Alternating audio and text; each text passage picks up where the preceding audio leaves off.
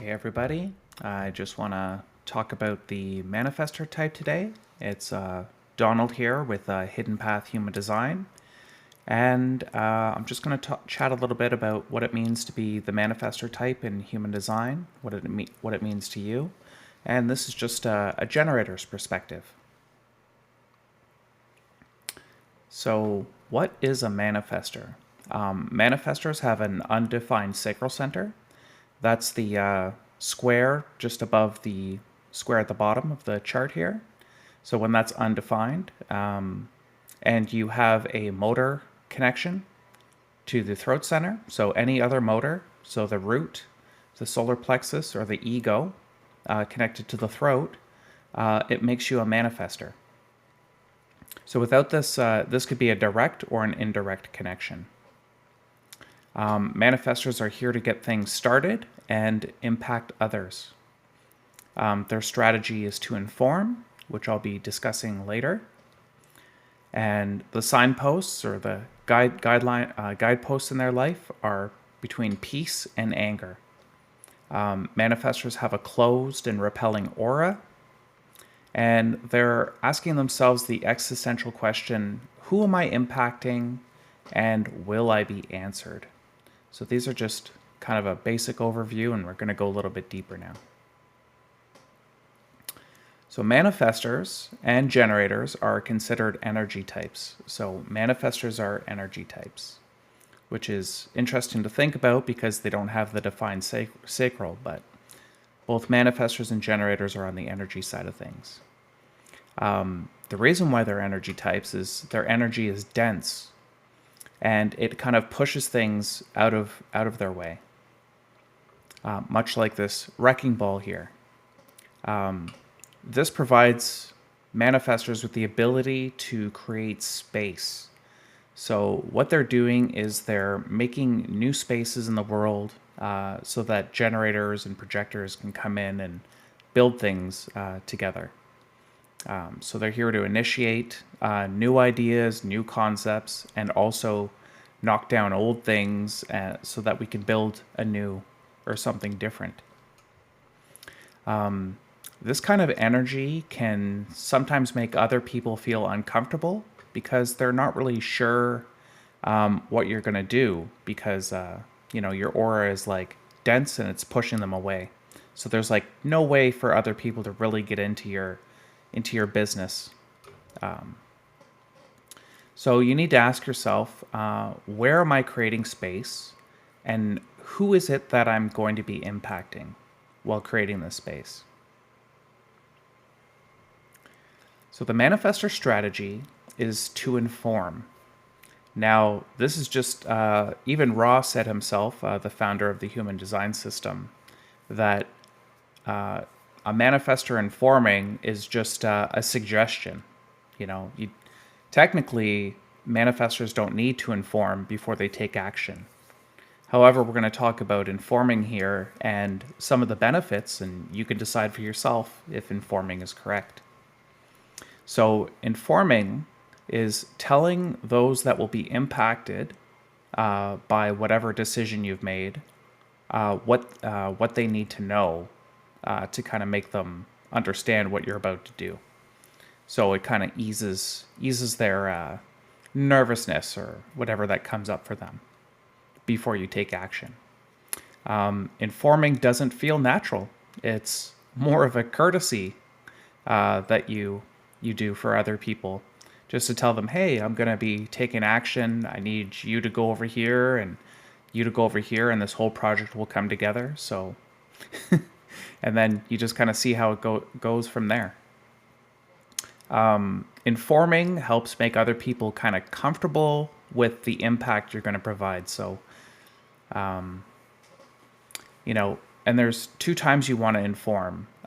You want to inform before making a decision, inform after making a decision, but before taking action, or when stopping an action that you're already taking. So, for example, if you're working a 9 to 5 and you just suddenly want to quit your job one day because maybe you're a splenic manifestor, so you're working in the now. And so you type up a resignation letter, put it on your boss's desk, and go home for the day. Well, that's going to cause a lot of waves because, think about all the coworkers and including your manager and the other people in the company that you're kind of just removing your energy from, and they're going to get really upset with you, right? And good luck getting a reference at that point as well. So, giving them like talking to people about what you're about to do. I'm going to be giving, the 2 weeks notice, for example, instead of just leaving because you're angry that about the environment or something. So giving some weeks notice, or, helping them out with your transition to a new position somewhere else is a good habit to develop. All right. Manifestors have this urge to manifest things. The urge is something that kind of builds up slowly from the inside, and then I guess there's like this internal pressure to make something happen or take action on something. This could be anything from, making a video to going to the mall to buy something, right? Just an urge comes. And then after the urge to do something is gone, there's a bit of a crash. So this could be, since one of your motors is connected to your throat, like your root center, which is all about your adrenaline function. Once you take the urge from the root center to do something, your adrenals may be tired, so you got to take the time to rest them. Same goes for the solar plexus, which is like this emotional intelligence motor, or even your ego, which is this willpower. So, you can't just use your willpower to power yourself through life. Well, you can, but you're gonna crash. So it's because manifestors aren't really here to do everything. They're here to get the ball rolling, but not necessarily manage and create every aspect of that project. That's where the power of informing happens, because many of the other types, especially generators, need to be asked something, or else they don't go into action. So it's just something to keep in mind. And before informing people, just take some time to create a list of all the people that your decision might impact. And you don't have to tell everybody all of your plans. You just have to tell the people that you're going to impact what they need to know for that part of your plan. So think about, what is my urge to manifest?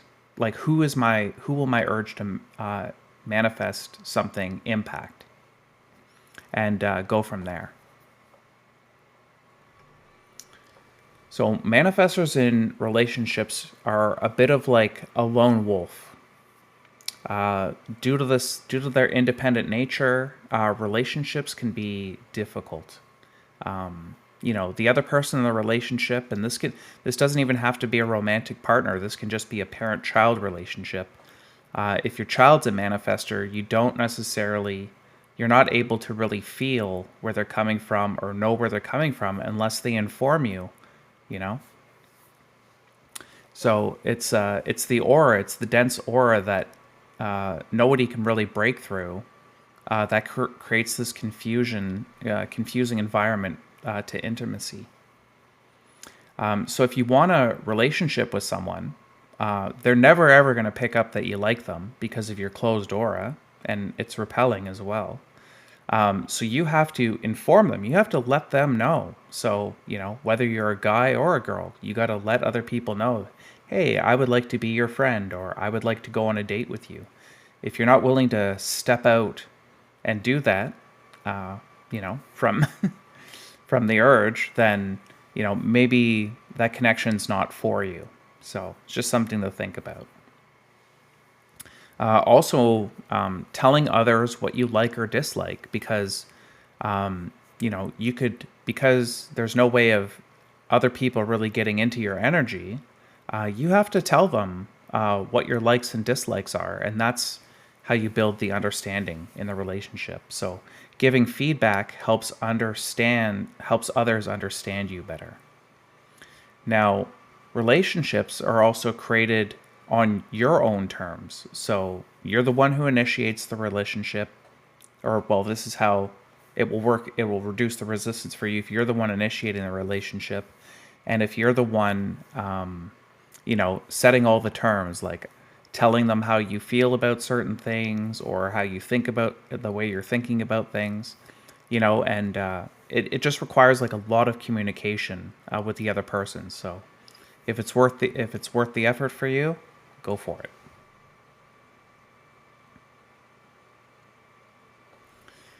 All right. So the signposts for the manifester are peace and anger. So peace is a sense inside of yourself that there's nothing or no one getting in your way of what you want to do. So this is like peaceful, it's like you're able to do what you want to do on your own terms. Both, what happens though is you could have either real resistance in life, like other people getting in your way, or perceived, you can have your own perception that other people are going to get in your way. And this loss of control or of your freedom can cause anger. So there's two types of anger. There's like an active anger that can impact others in profound ways. This could be like you explode on them because you feel like they're getting in the way of something that you don't want to be doing, and that's just how you present yourself. But there's also this passive anger that can be a little bit internalized on your part, where you feel small or like caged in and kind of subdued. But that's not really where you're supposed to be in life.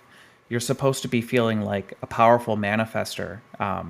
What tends to happen though is people recognize your power since the day you're born, and they try to control you. And the more people try to control you, you go into one of these anger states. You either fight back or you kind of freeze. So look at these signposts in your own life and how they're impacting you and your family, and see what happened there. Was it because I didn't inform someone of how I felt, or I didn't inform someone of this or that, or I didn't enter the relationship correctly? Like the other person wanted to, I don't know, be in a relationship with me. I didn't pursue that relationship and I was just being passive or playing small at the time. You got to ask yourself these questions when you're a manifester, because you're here to be in control of your own life, not from a mental space, but from a space of your own authority. And I'm going to be making another video about authorities after. So some tips for raising manifestor children. So, manifestor children are born takers. If they see something or like something, they just automatically go to it. They don't necessarily ask for things. So what you can do with manifestor children is teach them manners, like how to ask for things, and reward the asking, because then you're showing them how they can remove resistance in their life as they get older. So if they get into this good habit of informing or asking for things, it's going to build their confidence and reduce a lot of the resistance in their life. Manifestor children need freedom and alone time to explore themselves. So allowing your manifestor child to, play quietly in their room or, do their own thing, giving them some time by themselves, it's very important for their own personal development. Avoid co-sleeping if possible. This is just due to the manifestor child being able to release the energy of others throughout the day, and so that they can show up the next day in a good state. If you're co-sleeping with your child and you're going to bed frustrated or angry throughout the night, that's kind of conditioning them with that anger. So they may even wake up already in an angry mood because their sleep wasn't peaceful. One of the things they say is like never never wake a sleeping baby, especially a manifestor child, right? Manifestor children need to go to bed before they're totally exhausted. That's kind of ideal. It just gives them time to decompress and able to like wind down to go to sleep. And also letting them choose their own learning environment is very helpful for manifestor children. Choosing their own learning environment is also teaching them to be in their own power. So as they get older, they'll be informing and they'll be in their own power, and they're just going to breeze through their life and have a really peaceful existence. And again, alone time is super important for the manifestor to have personal development. All right, that pretty well concludes what I have to say about manifestor, the manifestor type in general. If you want to work with me, I offer foundational human design readings, cover the type, strategy, authority, and other key aspects of your design. Details will be put in the video description below. Remember to like, share, and subscribe. Thank you very much for watching.